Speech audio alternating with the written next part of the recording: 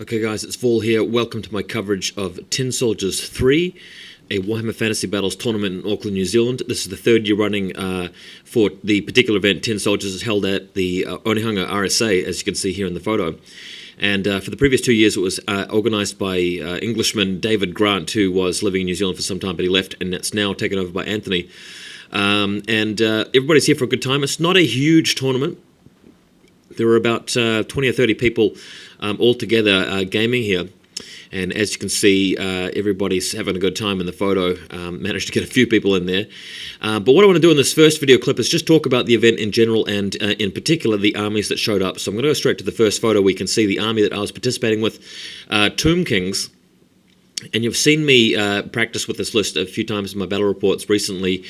This list was originally designed by Lachlan McWhirter, the Australian Tomb Kings player, who managed to win with the same list in DogCon 2009. Having played with it myself over the last few weeks, I've noticed that my own ability to play it is not very high. It's a list that I'm unused to. I understand the strengths of it and why all of the particular unit choices have taken. That's why I've opted to borrow his list.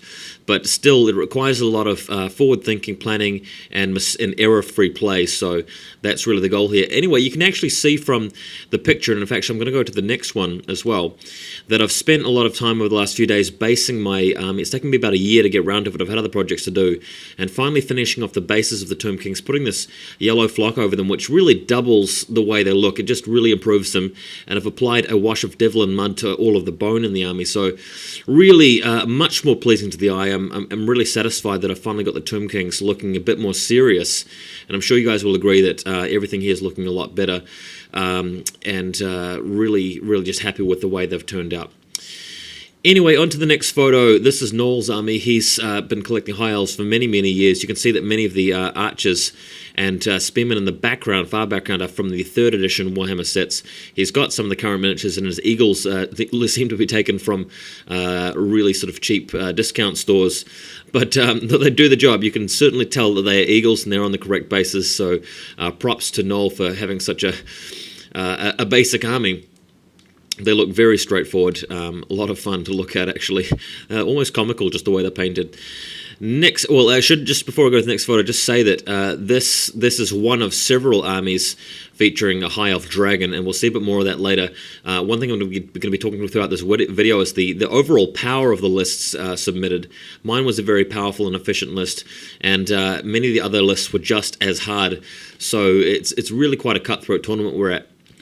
Next picture, you see in this picture we've got, I believe this is Thomas's army. He's got Lizardmen. I played him recently with my Tomb Kings, as you saw a few battle reports ago. He's dabbled a little bit with Tomb Kings, but his true calling appears to be Lizardmen. He's most comfortable when he's got the Slan, the Temple Guard, and the Engine of the Gods. The tried and tested combination. So that's his army participating in TS3. In the next photo, you've got the infamous Ryan Robin, who I've played against several times, many times also undocumented. We've faced each other a few times before in tournaments, and looking at his list, it's really sickening. There's no infantry units at all. He's got everything mounted or flying. He's got a level 4 Tzeentch Sorcerer, a Lord, and a Dragon.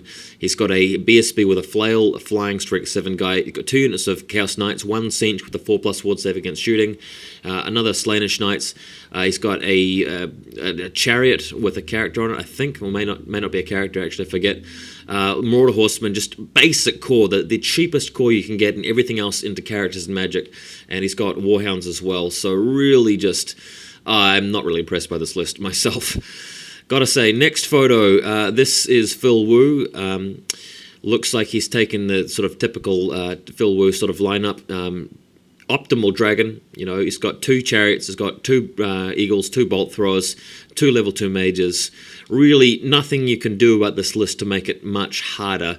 So he's, really Illyrian banner on the dragon princes. What more can I say? I mean, if you want to win with high elves, you take a list that roughly looks like this. Next picture, this is Paul's army. He's got a lot of Skaven here. Looking to play more games with Paul in the future. He's not a local though, as far as I know. He's got the Plague Furnace, and a lot of guys. I really like the purplish color scheme on these dudes. We're just going to hit the next photo so you can see a bit more closely up. It's the pink and purple combination here. It actually works very well for his Skaven army. Very distinctive and very unique, and I like what he's done here. His army does feature both a Plague Furnace, Warp Lightning Cannon, and a Helped Abomination. But just to round it off a little bit, he's actually sporting a Warlord riding a giant Rat Ogre, Bonebreaker. So that's quite interesting at least, but still quite a tough list, as you can see. Next picture, Simon has got his Gobtonians out, but they are not Gobtonians anymore. This is Gobdorf. You guys may have seen it on Warseer, and Simon is a friend of mine. He plays at the local club. I've played him several times before. You might have seen the recent battle report, Vampire Counts Against High Elves, that featured Simon, and he has completed his Gobdorf army for the event. Very exciting stuff. He's using some of his Gobtonia miniatures to represent knights. But as you can see, you've got a couple of cannons, he's got archers, he's got squigs and fanatics, which represent flagellants. The pump wagon tank, which I think is very cool. And some goblin pistoliers in the background. He's even got a goblin priest, a gobber priest or whatever, leading his army, who is actually an Arc Lector. Quite a tough empire list, actually. Next photo shows you a bit more of an in-depth look. He's got a lot of detail work done. He's got the Arc Lector on a horseback. He's got a goblin, well, an Empire wizard who is actually a Goblin Shaman there on foot there. And I believe his army has a BSB, and possibly that's it for heroes. I can't remember what else he has in his list. I'll have to look it up for you guys sometime. Very good stuff, though. Very good paint job. He's been working very, very hard on this the last couple of weeks, at least.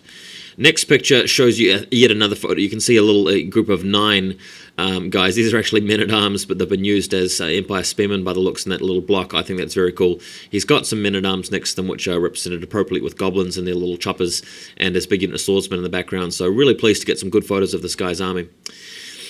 Next up, we're going to have a look at Darryll and his vampire counts. You might have seen a few reports between me and Darryll, especially in the Guardsman's Cup run-up. And typical stuff from Darryll. He's got a flying vampire. He's got the Vampire Lord on foot, BSB White King, Black Coach, Wraiths. I mean, everything seen and pictured here is in his army. Very straight, clean cut. Quite a small army, but of course he can raise more guys as he sees fit. Then we've got Harry's Tomb King's army, which I've showed you guys in several reports before. Have a look, and in this next photo you can see us carrying up close. This is really the only new thing that I haven't seen and taken pictures of. He's really done the double birdie sort of thing, which is quite cool, actually.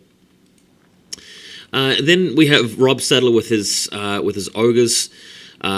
Pretty cool stuff, actually. I've shown you reports of this guy's army before, but I can't get enough of it. The hippo with the scrap launcher is just awesome.